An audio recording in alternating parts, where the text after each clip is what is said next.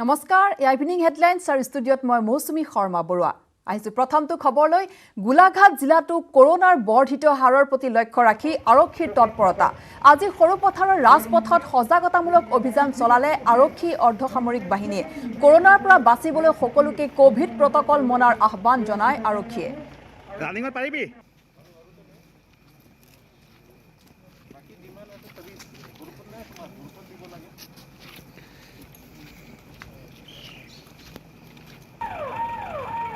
আৰু এই সন্দৰ্ভত আমাৰ সাংবাদিক দেৱাশিষ গৌতমৰ এক প্ৰতিবেদন হয় আজি গোলাঘাট জিলা সৰুপথাৰতো আৰক্ষী আৰু অৰ্ধসামৰিক বাহিনী এই ধৰণে ৰেলী কৰি তেওঁলোকে কোভিড সজাগতা বৃদ্ধি কৰিব চেষ্টা কৰিছে মোৰ লগত আছে গোলাঘাট জিলা আৰক্ষী অধীক্ষক ছাৰ কওকচোন আজি ধৰণৰ ৰেলী কৰিছে কি ক'ব আমি যেনেকৈ আপুনি গম পাইছে গোলাঘাট জিলাত পজিটিভ ৰেটটো অলপ বঢ়িছে এই কাৰণে আমি সজাগতা ক্ৰিয়েট কৰিবৰ কাৰণে এৱেৰনেছ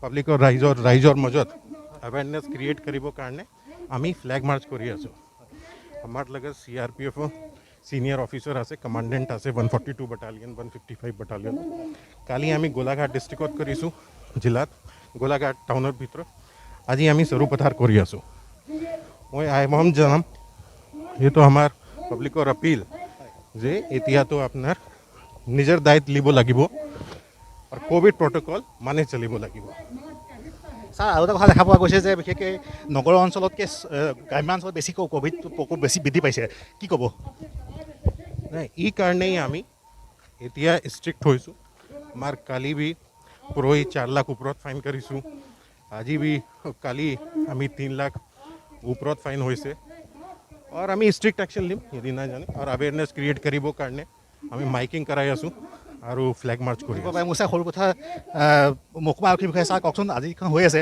ইয়াৰ পৰা কিমান আশা কৰে কোভিড নিয়ন্ত্ৰণ হ'বনে নিশ্চয়কৈ হ'ব আমি আজি সকলো ছিনিয়ৰ অফিচাৰ আছে আমাৰ SP ছাৰ আহিছে 155 বেটেলিয়নৰ কমাণ্ডেণ্ট আছে তেওঁলোকে গোটেই ফ'ৰ্চ তেওঁলোকে লৈ আহিছে আৰু হেৰিয়া ডমিনেশ্যন কৰি মেছেজ দিব বিচৰা হৈছে আৰু নিশ্চয়কৈ সফল কাম হ'ব এইখিনি আমি যথেষ্টভাৱে বুজাইও আছোঁ এৱেৰনেছো কৰি আছোঁ তাৰ লগতে কঠোৰ হ'ব লগা সময়ত কঠোৰ হৈছোঁ আৰু এইটো অন্য এটা part of all the initiatives বুলি ক'ব পাৰি যে কোভিড পৰিস্থিতি নিয়ন্ত্ৰণ কৰিবলৈ আমাৰ পৰা সকলোখিনি কৰণীয় আমি কৰি যাম আৰু সফল হ'ব বুলি আমি আশা দিওঁ হয় এই ধৰণে সকলোৱে আশা কৰিছে যে এই ধৰণে যদি কৰি যায় তেতিয়া কোভিড নিয়ন্ত্ৰণ কিছু সফল হ'ব ৰাইজ সজাগ হ'ব ৰাইজে বুজিব মই পুনৰ দেখুৱাব বিচাৰিছোঁ দীঘলীয়া শাৰী অৰ্ধসামৰিক বাহিনী দীঘলীয়া শাৰী আৰু তেওঁলোকে সৰুপথাৰ নগৰৰ মাজে মাজে এই ধৰণে কোভিড সজাগতা বৃদ্ধিৰ লগতে ৰাইজ যাতে সজাগ হয় কোভিড যাতে নিয়ন্ত্ৰণ হয় সকলোৱে যে কথা বুজি পায় এই ধৰণে তেওঁলোকে মাৰ্চ কৰিছে ফ্লেগ মাৰ্চ কৰিছে আৰু সকলোৱে এটাই আশা কৰিছে যে এই ধৰণৰ এক্টিভিটিখিনিয়ে অনাগত দিনত COVID-19 নিয়ন্ত্ৰণ কৰা ৰাইজক বুজোৱা সম্ভৱ হ'ব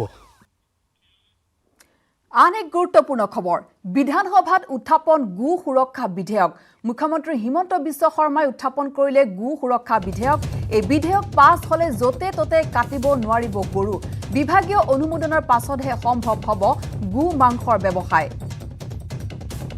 এক গুৰুত্বপূৰ্ণ খবৰ বিধানসভাত আজি উত্থাপন গো সুৰক্ষা বিধেয়ক মুখ্যমন্ত্ৰী হিমন্ত বিশ্ব শৰ্মাই উত্থাপন কৰিলে গো সুৰক্ষা বিধেয়ক এই বিধেয়ক পাছ হ'লে য'তে ত'তে কাটিব নোৱাৰিব গৰু বিভাগীয় অনুমোদনৰ পাছতহে সম্ভৱ হ'ব গো মাংসৰ ব্যৱসায়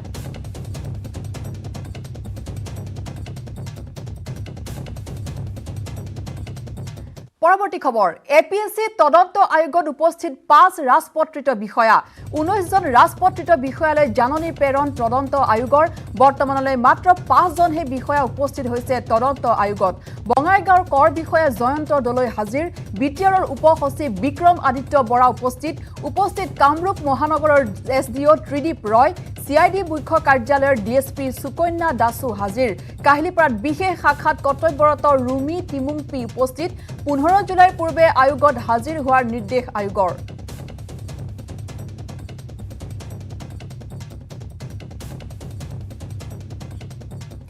গহপুৰ কলাবাৰী মহাবিদ্যালয়ৰ কোভিড আক্ৰান্ত মহিলাই এম্বুলেন্সত প্ৰসৱ কৰিলে কন্যা সন্তান দেওবাৰে কলাবাৰী মহাবিদ্যালয়ৰ কোভিড কেয়াৰ চেণ্টাৰৰ পৰা এগৰাকী 8 মাহৰ গৰ্ভৱতী মহিলাক উন্নত চিকিৎসাৰ বাবে তেজপুৰ চিকিৎসা মহাবিদ্যালয়লৈ প্ৰেৰণ কৰা হৈছিল এম্বুলেন্সত তেজপুৰ অভিমুখে গৈ থাকোঁতেই মহিলাগৰাকীয়ে প্ৰসৱ বেদনা অতি বেছি হোৱাত এম্বুলেন্সৰ কৰ্মচাৰী EMT দিলীপ বৰাই এম্বুলেন্সতে মহিলাগৰাকীৰ প্ৰসৱ কৰায় 2টামান বজাত গৈ আমি যাত্ৰা কৰিছিলোঁ কলাবাৰী কোভিড কেয়াৰ চেণ্টাৰৰ পৰা তেখেতক লৈ গৈ আমি আপোনাৰ কুসুমতলা পাওঁ মানে আমাৰ গাড়ীখন টায়াৰটো ব্লাষ্ট কৰিছিলে।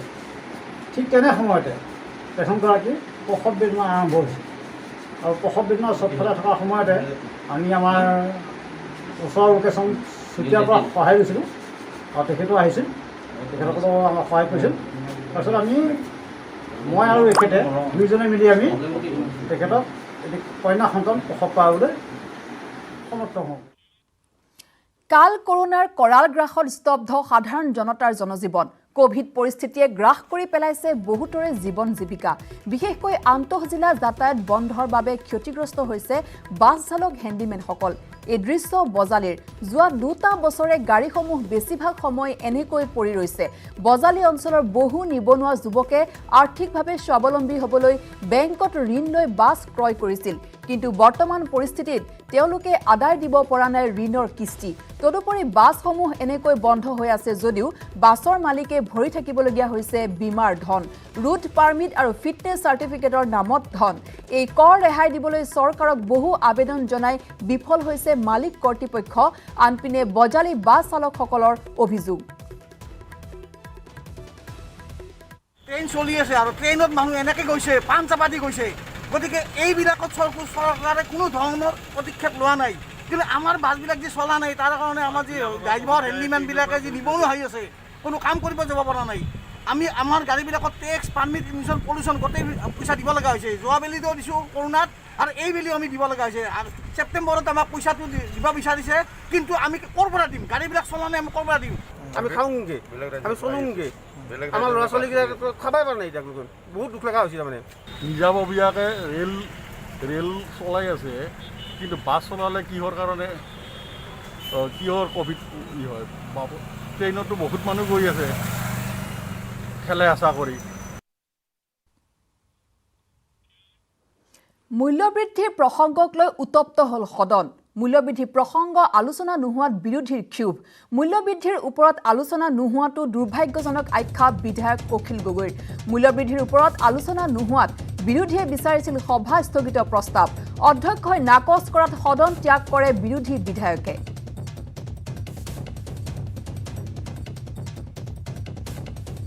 মূল্যবৃদ্ধি প্ৰসংগক লৈ উত্তপ্ত হ'ল সদন। মূল্যবৃদ্ধি প্ৰসংগ আলোচনা নোহোৱাত বিৰোধীৰ ক্ষোভ।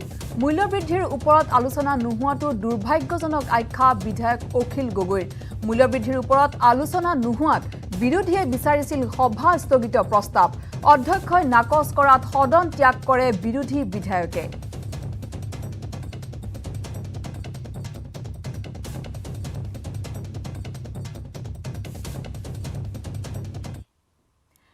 নেটৱৰ্ক 18 ফেডাৰেল বেংকৰ সঞ্জীৱনী গাড়ী কোভিডৰ কবলত পৰা দেশৰ সকলো জিলা ভ্ৰমি ফুৰিছে। ভেকচিনৰ গুৰুত্বৰ বিষয়ে সজাগতা সৃষ্টিৰ প্ৰয়াসত আমাক সহযোগ কৰক।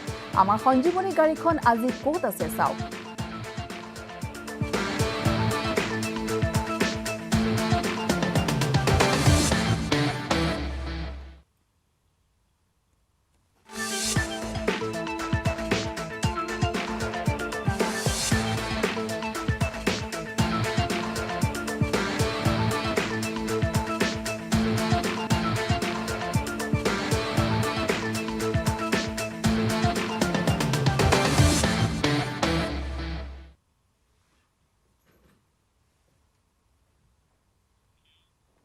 ৰাজস্থান চৰকাৰৰ গুৰুত্বপূৰ্ণ ঘোষণা। প্ৰৱেশ পৰীক্ষাৰ বাবে বাধ্যতামূলক কৰা হৈছে কোভিড টিকা। চৰকাৰৰ এই সিদ্ধান্তৰ পিছতে ভেকচিনেশ্যন কেন্দ্ৰত কোভিড প্ৰতিষেধক ল'বলৈ দীঘলীয়া শাৰী পৰীক্ষাৰ্থীৰ।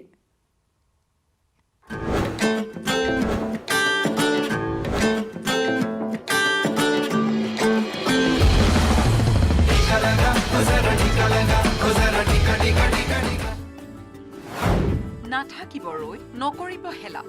সোনকালে ওলাই আহক কোভিড ভেকচিন ল'বলৈ। প্ৰৱেশ পৰীক্ষাবোৰৰ বাবে ৰাজস্থানত টিকা এতিয়া জৰুৰী, কাৰণ টিকাই সঞ্জীৱনী। আপুনি পিছে ল'লেনে?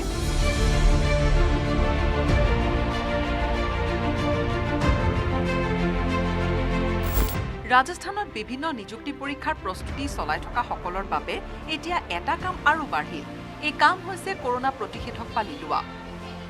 কাৰণ এতিয়া তেওঁলোকে পৰীক্ষাত তেতিয়াহে বহিব পাৰিব যেতিয়া তেওঁলোকে ভেকচিন ল'ব।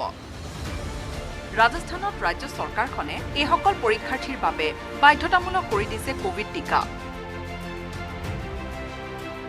पहले तो हम घर आराम से थे, अब एग्ज़ाम का डेट आ गई है, SI की 4 सितंबर की एग्ज़ाम है, इस वजह से हमने वैक्सीन लगवा लिया। हमने वैक्सीनेशन करवाया क्योंकि एग्ज़ाम अक्टूबर में है तो एग्ज़ाम में अनिवार्य है वैक्सीन लगवाना, इस वजह से।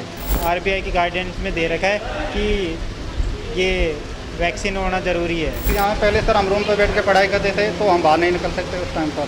अब एग्ज़ाम देने जाना पड़ेगा तो फिर इसलिए वैक्सीन लगवानी पड़ेगी सर। ৰাজস্থানত অনাগত দিনকেইটাত বেংক SIৰ লগতে কেইবাটাও খণ্ডৰ পৰীক্ষা অনুষ্ঠিত হোৱাৰ কথা।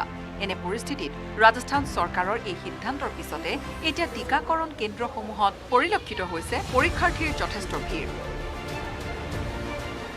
उत्साह तो बहुत है और अब कंपलसरी कर दिया, एग्जाम में भी कंपलसरी कर दिया, हर शॉपकीपर्स को कंपलसरी कर दिया, तो उसको देखते हुए सभी वैक्सीन लगवाने के लिए आगे आ रहे हैं। जिले ने कुल अभी 4.5 लाख डोजेस लगा दिए हैं फर्स्ट डोजेस, और ये काफ़ी एक अच्छा फिगर है। और जैसे हमारे पास स्टॉक आएगा डोजेस का वैसे वैसे हम कैंप्स लगा के लोगों को वैक्सीनेशन अवेलेबल कराएंगे। कोरोना काলত কোনো সঞ্জীৱনীতকৈ কম নহয় এই কোভিড টিকা। কৰোনাৰ দ্বিতীয়টো লহৰে ভালদৰে উপলব্ধি কৰোৱাইছে কোভিড টিকাৰ গুৰুত্ব। দোকানী আৰু পৰীক্ষাৰ্থীসকলৰ বাবে কৰোনা টিকা অনিবাৰ্য কৰি দিয়া দেশত কোভিডৰ বিৰুদ্ধে চলা যুঁজখন নিঃসন্দেহে আৰু মজবুত হৈ পৰিল। Bureau report, news 18 network.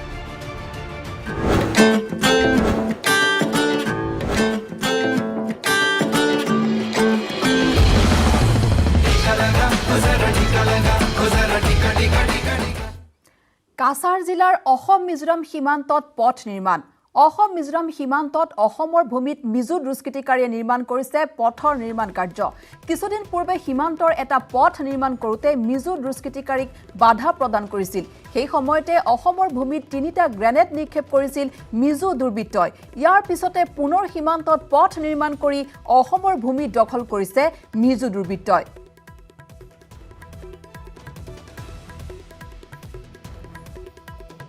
ধন্যবাদ জনাইছো। কাছাৰ জিলাৰ অসম মিজোৰাম সীমান্তত পথ নিৰ্মাণ। অসম মিজোৰাম সীমান্তত অসমৰ ভূমিত মিজো দুষ্কৃতিকাৰীয়ে নিৰ্মাণ কৰিছে পথৰ নিৰ্মাণ কাৰ্য। কিছুদিন পূৰ্বে সীমান্তৰ এটা পথ নিৰ্মাণ কৰোঁতে মিজো দুষ্কৃতিকাৰীক বাধা প্ৰদান কৰিছিল। সেই সময়তে অসমৰ ভূমিত 3টা গ্ৰেনেড নিক্ষেপ কৰিছিল মিজো দুৰ্বৃত্তই। ইয়াৰ পিছতে পুনৰ সীমান্তত পথ নিৰ্মাণ কৰি অসমৰ ভূমি দখল কৰিছে মিজো দুৰ্বৃত্তই। কাছাৰ জিলাত সিংৱা বস্তিত আছোঁ। সিংৱা বস্তিত এনেদৰেই 3 দিন আগৰ পৰা আৰম্ভ হৈছিলে এটা সড়ক নিৰ্মাণৰ কাম। আপোনালোকে দেখিব পাৰে এই সড়ক নিৰ্মাণৰ কামৰ কাৰণে এতিয়া পুলিচ ফ'ৰ্চ ইয়াতে দিয়া হৈছে। SP, ADGP, DIG, additional SP সব পুলিচ ফ'ৰ্চ ইয়াতে আছে আৰু বহুত পুলিচ ফ'ৰ্চ দি কাম চলোৱা আৰম্ভ হৈছে, কামটো চলি আছে। কিয়নো ঠিক এই স্থানৰ পৰা আমি সিংৱা বস্তি যাওঁ, এই ৰাস্তাৰ যিটো কাম চলি আছে, ৰাস্তাৰ সেইপিনে এটা যিটো আপুনি পাহাৰী দেখিব পাৰে, ইয়াতে দখল কৰি থৈছে। আমাৰ 5 কিলোমিটাৰ অঞ্চল হয় ইয়াৰ পৰা আছামৰ, কিন্তু তাৰ পৰা ইমানখিনি জমিন দখল কৰি লৈছে মিজো দুৰ্বৃত্তসকলে। আপুনি দেখিব পাৰে ইয়াতে চুপাৰী গাছৰ চাৰাও লগোৱা আছে। ইয়াতে অসমৰ সীমান্তৰ ভিতৰত এইবিলাক লগাইছে। এনেদৰেই এটা বৰ্ডাৰ ৰোডৰ কাম আৰম্ভ কৰাৰ কাৰণে ইয়াতে আহি গৈছিলে 3 দিন আগতে। 3 দিন আগৰ পৰাই ইয়াতে আৰম্ভ হৈছে, বম ব্লাষ্টো কৰিছে। আৰু আমি ইয়াতে যিখিনি পৰিস্থিতি দেখিছোঁ, আমি স্থানীয় লোকৰ লগত কথা পাতিম, জানিম কেনেদৰে পৰিস্থিতি। আপুনি কওক, কি দেখিছে আপুনি, ইয়াতে কি হৈছে? এখানে তো গত পরশু থেকে কাজ শুরু হয়েছে, মানে পুলিশ প্রশাসন আইসে, তারা কাজ করছে, কিন্তু কাজ করা তারা থাকার সত্ত্বেও তারা মানে বোম বিস্ফোরক করছে মিজু দুষ্কৃতিকরা। তখন তারা একটু পিছিয়ে আইসে, পরে তারা মানে একটু সাহস নিয়ে কাম করতেছে এখন বর্তমানে।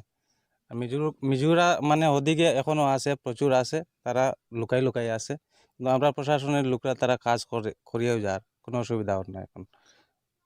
আমি শুনিছোঁ ইয়াতে অস্ত্ৰ লৈ বুলি সেইপিনি ছাইডত আছে।